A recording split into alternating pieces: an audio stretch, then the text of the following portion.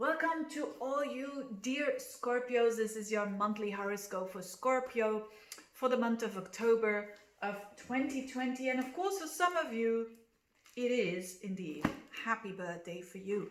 And let's have a look. This is approximately 5-minute reading, not too long, precise, concise.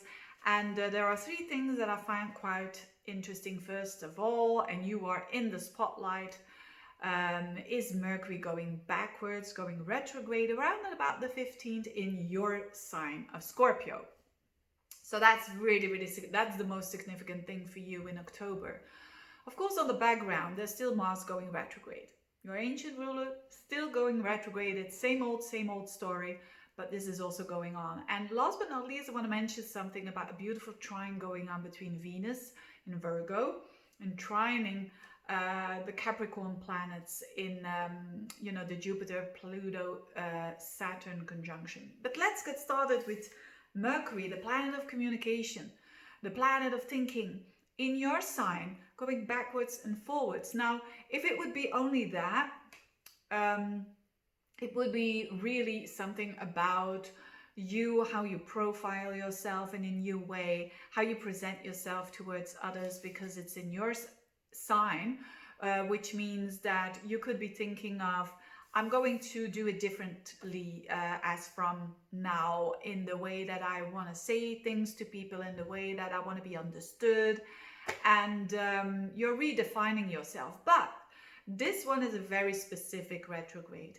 because it bumps into Uranus 3 times, which is a lot, and the dates are very important.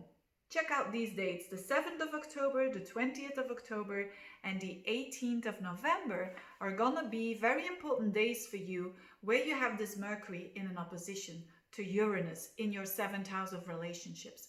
So that means this Mercury retrograde is not just about you. It's also about your significant relationships. It might be one important love relationship, or maybe you are single, and there's certainly someone there catching your eye then. And what is this all about? Uranus is about freedom, and Uranus is about sudden insight. So there, whether you are single or whether you are in a relationship, there's going to be information that is going to be suddenly revealed. You are doing that, or some other person is doing that, and it has a really deep transformational effect.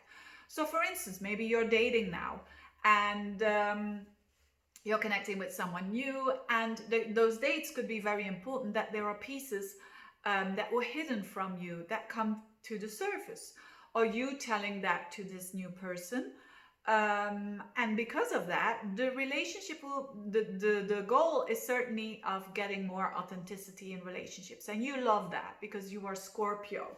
Everyone who's got something in Scorpio, I have my Venus in Scorpio, and I certainly love that too. Even when the information is hard to handle, I rather know the truth.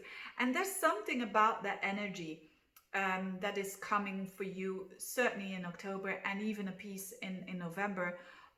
So if you've been feeling also in a relationship that you are already in, that some pieces you cannot tell to that other person, or vice versa, it's going to be revealed, and it's going, for better or for worse. Let's hope for better. And but there's a transformational energy, so there is quite all of a sudden the information comes out, and therefore you're gonna know where you stand, and this is really important. So when you are single, this could mean a significant relationship coming your way, but you won't know this person all of a sudden, just during these couple of days, but they will reveal pieces of each other throughout these 2 months, October and November. That's going to be very interesting for you. And again, when you are in a relationship, your relationship will be changed and more authentic, if it hasn't been already, but more authentic for sure.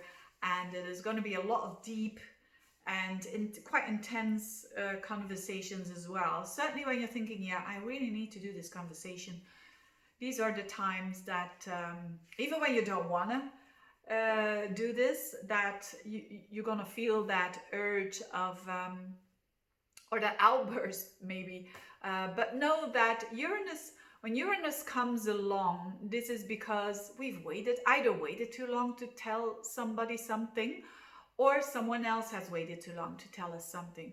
But I think you're gonna like it because, again, that's your true nature of the Scorpio. You want to go the truth, the whole truth, and nothing but the truth.